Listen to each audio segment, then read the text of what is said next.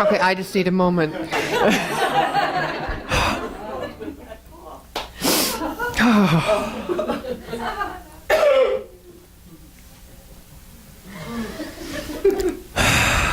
Oh my goodness. Now you know how hard my job really is. How do you follow that? Well, when you ask me that question, what I think about is it's a vibration of energy. And how you follow it is you be it. You jump on board. We were just there. In our hearts, in our bodies. We could feel it. As that energy was rising in Judy, it was exploding. We were imploding on ourselves and opening up to receive that life. And we felt that life. Because we opened to receive it, we experienced it. So here's the trick. To stay open. To stay in the receptive mode. Now, collaboration keeps us open. Because it keeps us stretching beyond our own confines of who we believe we are and what is possible by means of us. It keeps us stretching beyond our own self-imposed limitation, where we believe in a world where in order to gain, you need to lose. In order to win, someone else must lose. In order to have what we truly want in our life, we have to lose a lot. It's a lot easier to stay over here and talk about being open and talk about growing and talk about, our dreams to each other, to write them in journals, to meditate and listen, to see what guidance comes. Then sometimes it is to take a step that stretches us and puts us in the place of mystery. Now, collaboration, by very nature of its action or definition, is not just this person over here or this organization over here or group coming together with this person or organization or group over here in a common goal. Now, that might be your thought of collaboration. It was initially mine. That's more of a strategic alliance. It's not really a collaboration, where two individual parties share a common goal. True collaboration is a very organic process. It is when many individuals find within themselves and come together for the express purpose of creating a vision together and then engaging in that vision and moving it forward. So that the vision is always greater than they are and it's calling them. But those individuals have to stretch beyond what? Often who they know themselves to be, what they individually have thought would be the highest and best for themselves formerly, their busy schedules, their belief in maybe their priorities and time management. They have to stretch a lot. They have to shift a lot. Is that sacrifice? Or is it just change? Is it a letting go, perhaps, so that that place within them individually that has the dream and the vision, that comes together with others who have a similar dream and vision, and then they bring that as an offering or a sacrifice, as in the old days, up to the gods, or in our case, being metaphysicians, to that subjective field, which will take that energy of that collective vision, which is greater than any individual or greater than its parts, and create a manifestation from that. It's like Judy. We all came together in that vibrational energy collectively. There wasn't one of us missing. Not one. I didn't look around, but I know. Right? We know when that happens. That's why an organization such as ourselves, a spiritual community that creates a sacredness coming together, has a vision. If we don't have a vision, we've got great intention. We've got creativity, right? We've got excitement, we've got engagement, but it doesn't stick. It doesn't last for a long time. Because eventually the nature of our human self, or our ego self, that finds its identity in a world of duality, switches the attention back, and it's back to business. Right? How long can you sustain the mystery? Not long by yourself. That's why they say in this century that communities, the growing of communities, is so important. So what do we have in common? We don't know what the vision is necessarily. You know, this community has a vision: transforming consciousness, honoring humanity, and creating global unity. You might have an individual vision. But when we come together in community, what keeps us in community? Well, this idea of sacrifice doesn't usually keep us in community. But this idea of being able to walk the journey of self-inquiry and go deeper into our own authenticity and release the expression that we have been born for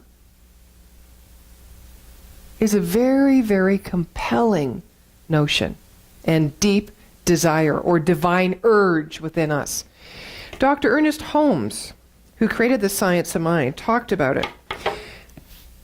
I was looking at my concordance last night, for those of you, I don't know if you know what a concordance is, but for us, you know, you look up a word, so I looked up sacrifice, right?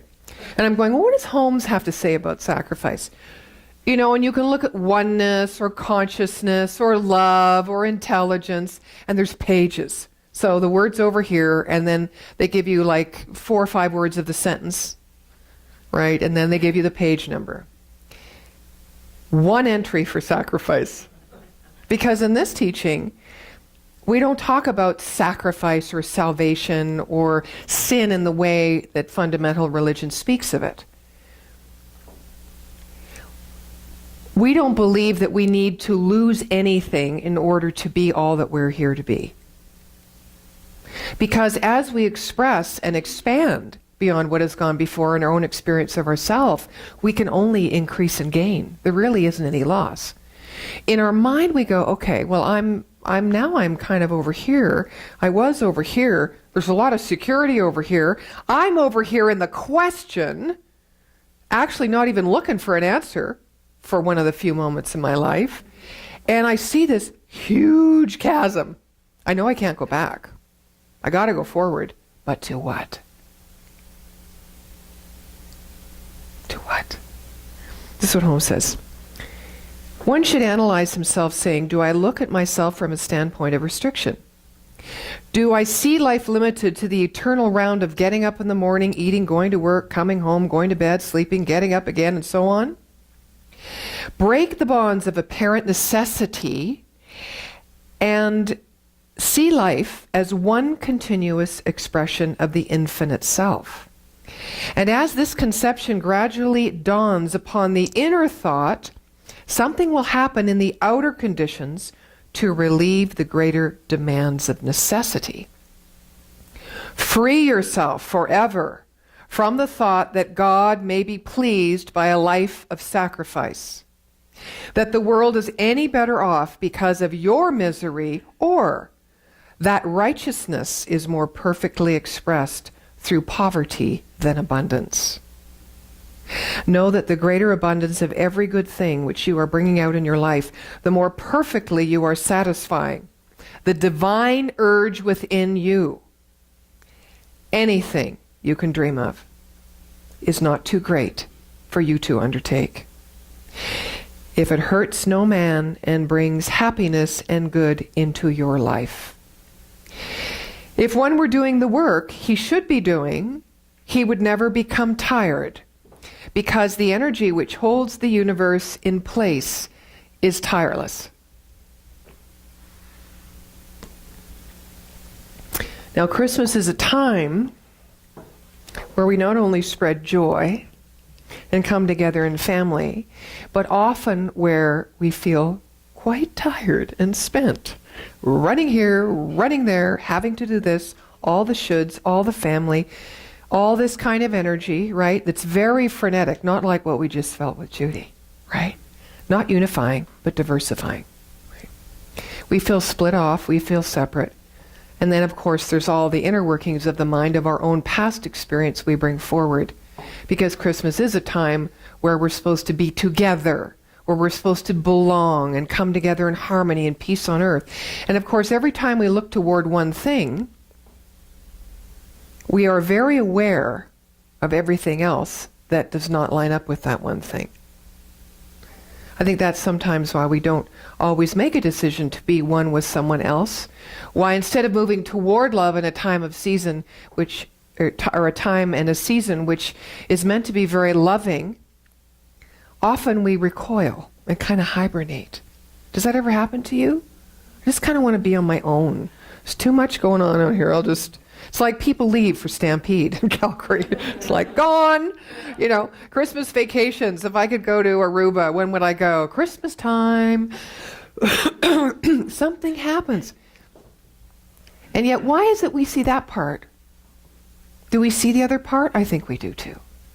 It's hard to stand in that place where we don't feel quite unified in ourselves. And so that's what collaboration is about. It's not so much a collaboration with the external and with people that come together to vision together and move towards something greater. Before we can do that, we need to collaborate consciously with the life that is within us that we are not giving expression to, which is that divine urge that Dr. Holmes was talking about. Excuse me. Which is that thing that is always calling us forward, but that we often don't listen to, that we often isolate from, that we often cloud with doing things for others or being too busy or whatever it is, maybe even exhausting ourselves. We distract ourselves often, don't we? There's a lot of collaboration out there in nature. I'm sure you've seen some of the video or the YouTube videos where animals that are actually arch enemies come together, like coyotes and badgers. You know, they work together in nature in order to hunt and feed themselves for survival. There's a picture on the Google that's this little tiny monkey that was holding a dove. Have you seen that? Lost his mom, holding a dove. Was almost dying because there was no connection, and found this dove. How about a cat with a rooster? Right? How about a python with a chicken? No, really. Really.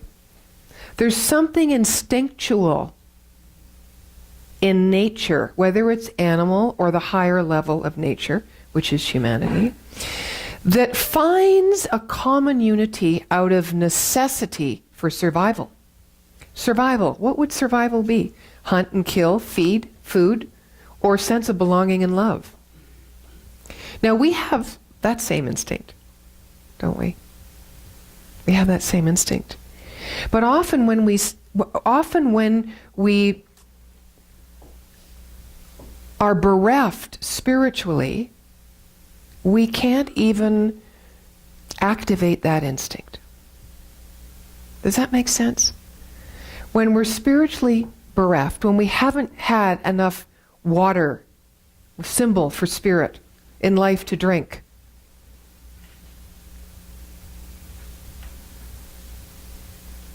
we don't know how to be in collaboration with others without it taking something away from ourselves.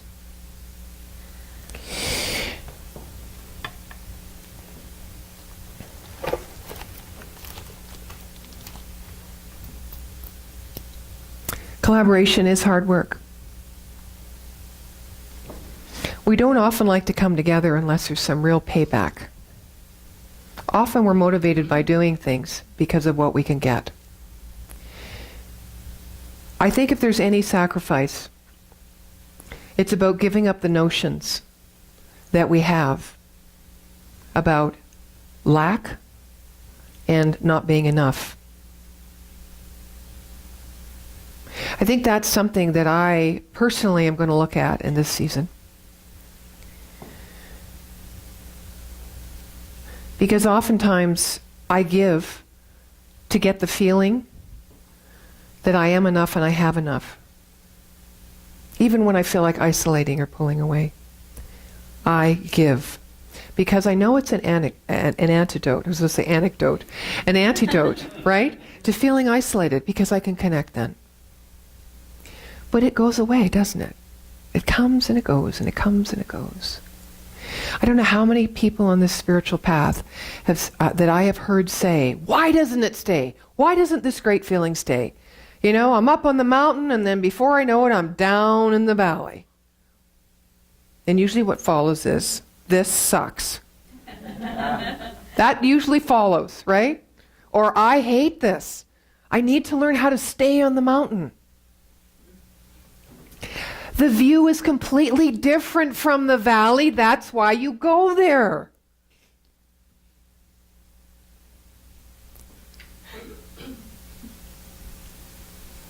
If you're on the mountain, what are you doing? You're looking at the 360, and it's gorgeous. When you're in the valley, what are you doing? There is no 360. Right? You got to look into this 360. Perfect. So the idea that we're not enough keeps us coming back here. But the idea that we are enough keeps us collaborating, visioning for a greater world, bringing ourselves out and being motivated by the divine urge and the calling that's within us to be fully expressed and therefore know who we are. What a perfect system. Mountains and valleys.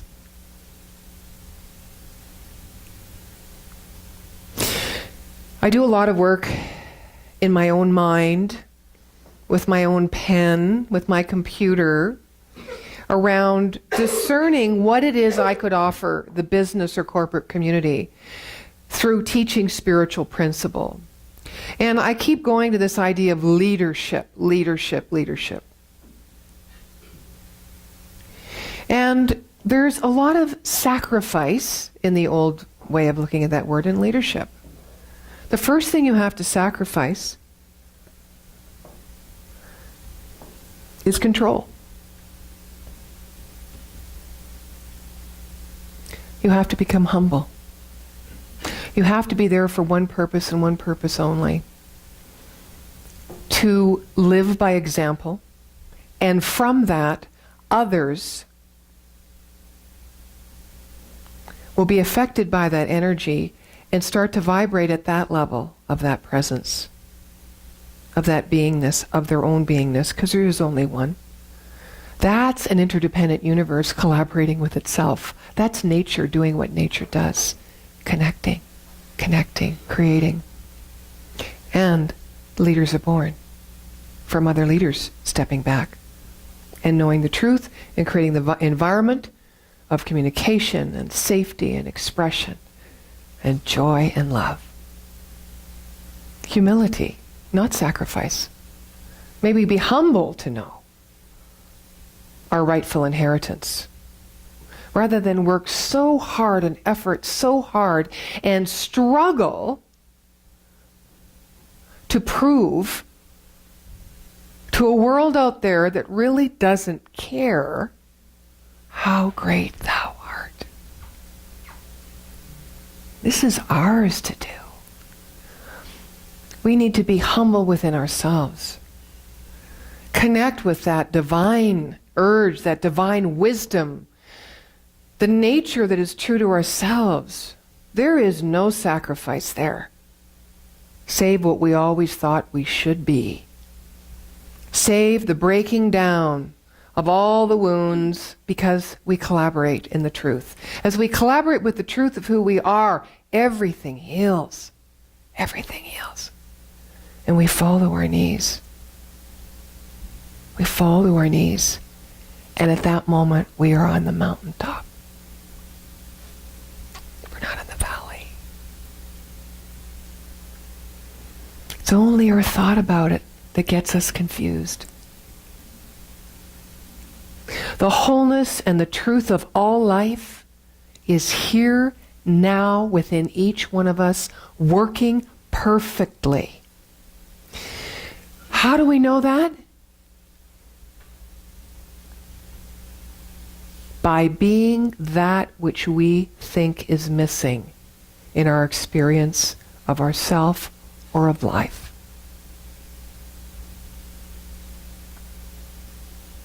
The easiest way to do it is love. We all know what it is. We've all felt it. Not the love that we have experienced as a mask for neediness.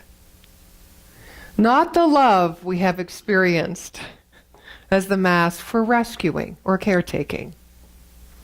Not the kind of love that takes us away from looking at the unprecedented magnificence of our own being, but the kind of love that keeps us coming together in unity with it. The kind of love that teaches us stillness and patience.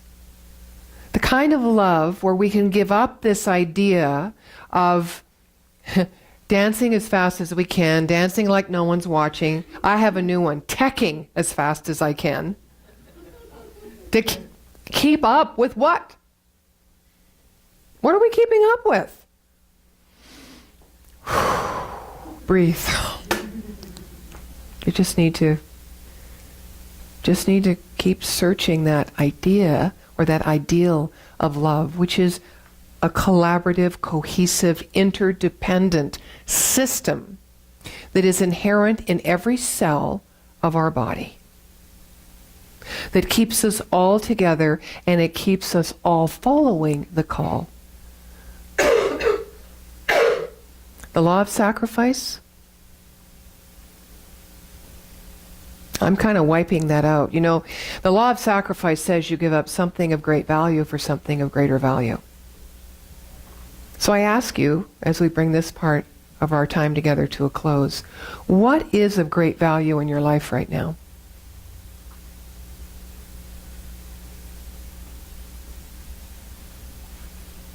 And what is it within yourself that you're giving up, so as to keep that great value a little farther away from you than you would like? Because the greater value, that something greater, is not outside of us, right? It's a feeling, it's a divine urge, it's a call. What are you valuing so much with your attention right now in your life that you are keeping yourself away from that which is of greater value within you? And the only thing I know which is of greater value within me is my creative and my loving expression.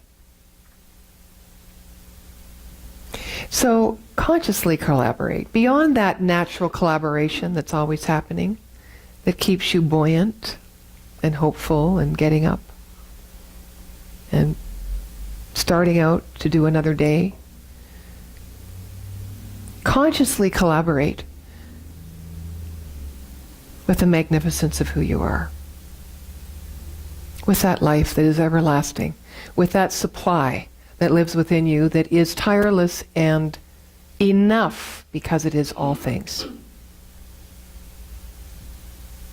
So when you go out to the dollar store, get your Christmas stocking or your Christmas hat or whatever it is you want to get had this little thing that Helen was totally wowed by. It was like, I didn't even know it was a pen. I got it from the dollar store and it has all these little spirals of these things. And if you twist it in your hand, it goes, whoo, whoo, whoo. It's like this little simple toy, you know.